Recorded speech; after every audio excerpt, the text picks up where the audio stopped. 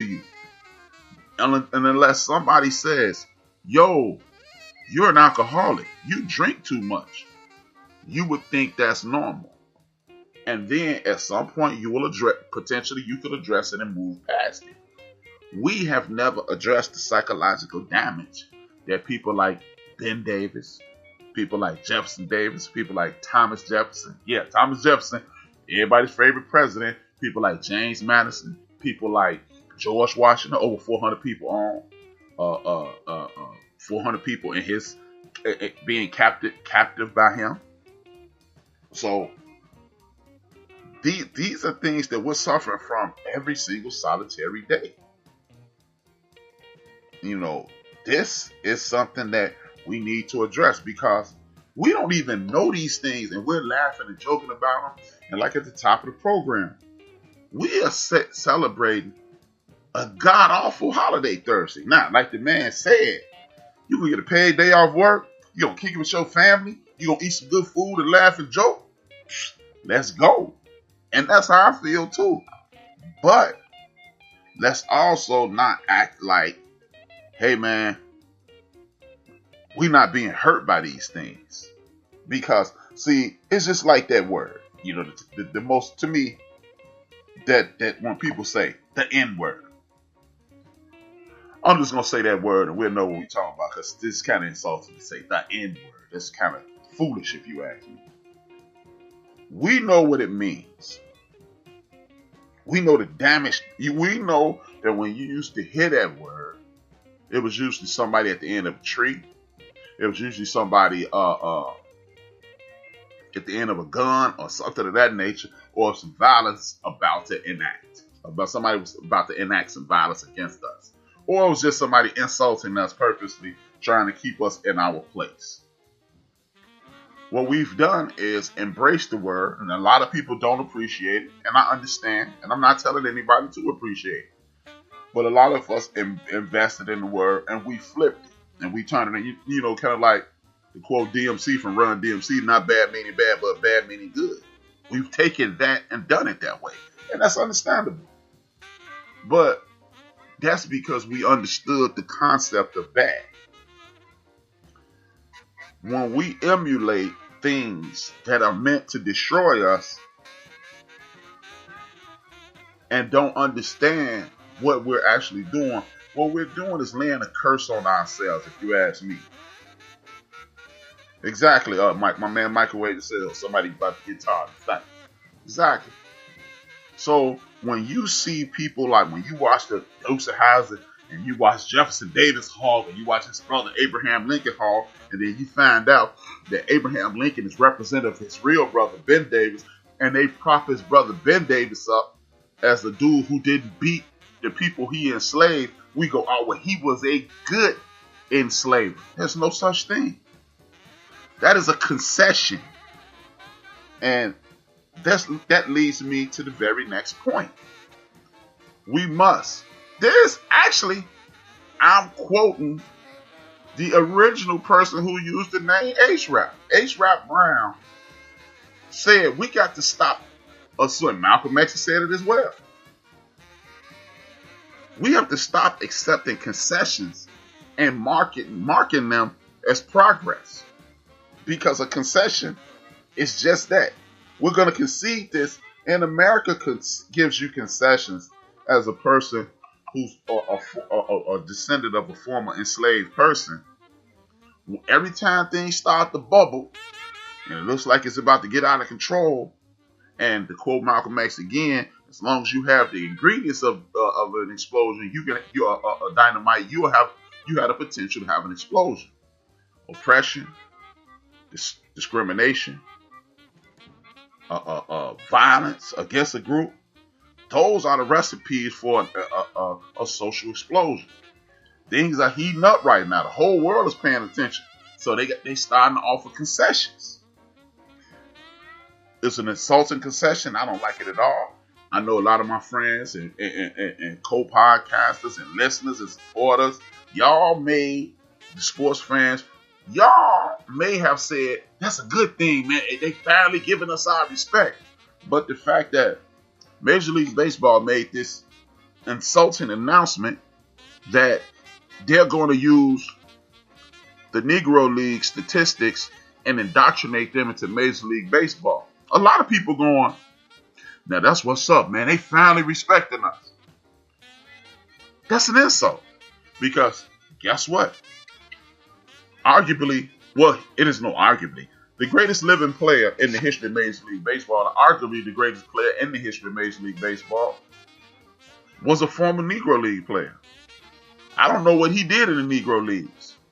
So let's just say if he hit 305 in Major League Baseball, his averages, if he didn't hit 305 in the Negro Leagues, his averages are going to go down. His home runs and stuff may go up, but his average goes down, which then you opens the door to say he wasn't as good as we thought. See, it sounds like progress, but it's actually regress. And they give you these things to say, see, we've come around. We've evolved. No, you haven't. No, you haven't, because evolution does not make me feel bad. Your evolution shouldn't come around at the behest of my future and my current. Are we going to accept this now? No, we don't need your acceptance. Because what we do know, first and foremost, all of those records are inconclusive, so we don't even know what is real or what's not. Second of all, every time the brothers from back then, our ancestors who played in the Negro Leagues, ran up against your segregated league, we kicked y'all draws in y'all ass. So we don't need y'all to say, hey, y'all with us now. Nah, we gonna stay over here and keep, at the end of the day, don't incorporate me, because then you're going to negate those ass whoopings. The ass whoopings count. To identify those ass whoopings lets us know that no matter how much discrimination, how much bigotry, how much hatred we face, when we got a chance to kick your ass, we did. That's what that means. And a lot of people may not see it that way. And hey, you know what? We got different fingerprints, different pupils. We like different things. We don't have to think alike. But if you ask me, I don't need your concession. Oh, okay, you cool enough for me now? No, because then you can add some other foolishness into this nonsense. And then you keep changing history until it suits you. You keep changing history until it suits you. Like, for example, most of us who have continued your education at a collegiate level, or continue your education, which is more important, on a personal level by reading, researching, looking at YouTube videos, listen to older people who are respected in your community and in your life. That's education. Whether you want to, whether you want to cherish it or not, is up to you. But those people, about everybody who's done that, you were told that Shakespeare was the man, and he's the epicenter of creative writing and storytelling. Also, Toni Morrison didn't exist. The ancestor Toni Morrison didn't exist. Zora Hurston didn't exist. Toni Morrison didn't exist. Amir Baraka, they didn't exist. They don't exist though, huh? Because they run laps around William Shakespeare. But see, because the story writer or the victor, he is the dude, he the person who tell the story.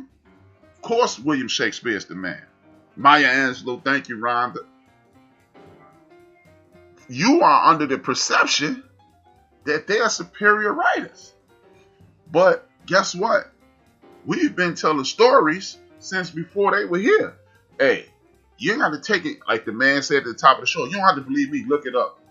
8,000 years is how long people who don't look like us have been walking this planet. 8,000 years. So those hieroglyphs that you see in the Yucatan jungle over here in the Western Hemisphere, that you see all throughout Mexico in the Western Hemisphere, and South America in the Western Hemisphere, in those caves down in Southern Illinois where I live, in the Western Hemisphere. There's stories on the walls down there, as well as the pyramids in China, pyramids in Vietnam, pyramids in Japan. See, y'all thought I was gonna stop. Y'all thought I was gonna go right to the Nile Valley, right? No, we left our mark all over the world. We've been telling stories for centuries. We have a 225,000 year history on the planet Earth. Yeah, 225,000. So when you hear these stories, oh, this guy was the best storyteller in the world. This dude has grafted things and put them into his writing that he stole from somebody that looks like me and you, and then he gets credit for them. Don't nobody talk about, why is it that I recently talked to a friend who didn't know who James Baldwin was? A black person. A black person that did not know who James Baldwin was. Is that a crime? No. Because James Baldwin, more than likely, was not part of her indoctrination, aka education. Because why would you? Why would you? Why would you tell that story?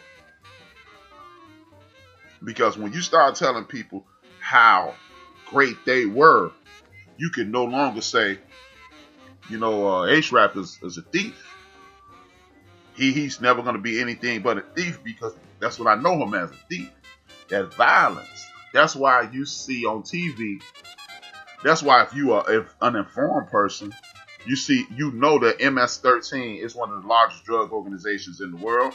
They have other rivals and Latino gangs.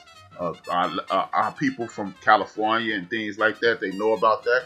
As a criminal justice major, all you have to do is go to FBI.com and find out the Russian mob and the Asian mobs are the greatest entities in criminal activity in the world today. But when you turn on the news, you see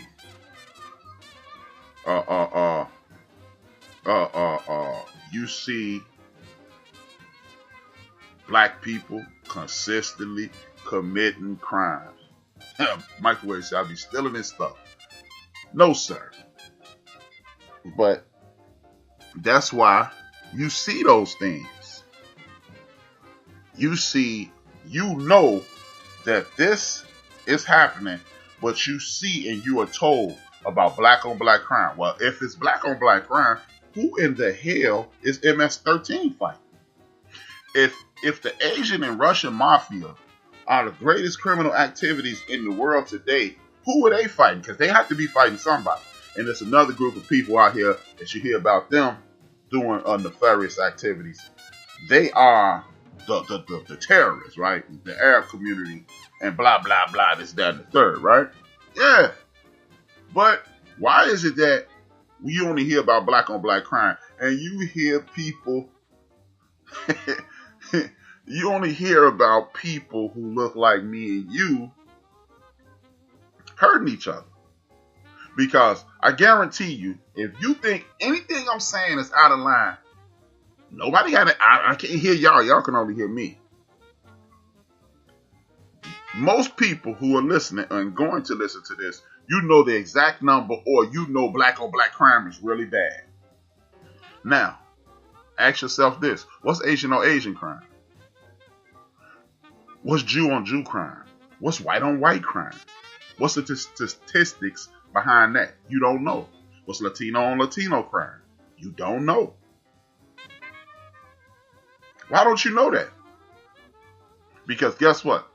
It's an Asian person who just got injured. He just got robbed in Chinatown somewhere throughout the United States of America. Something just happened to an Asian person by another Asian person. But you don't know that.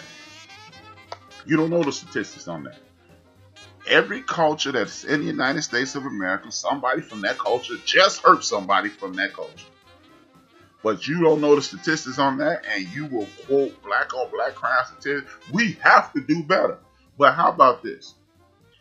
If the entire country is between 91 and 89%, even if you're at the top, wouldn't we get the same grade in the class? If I got a 91 and you got an 89 or 87 on the test, we walk out of that class with the exact same record. That means you are just normal.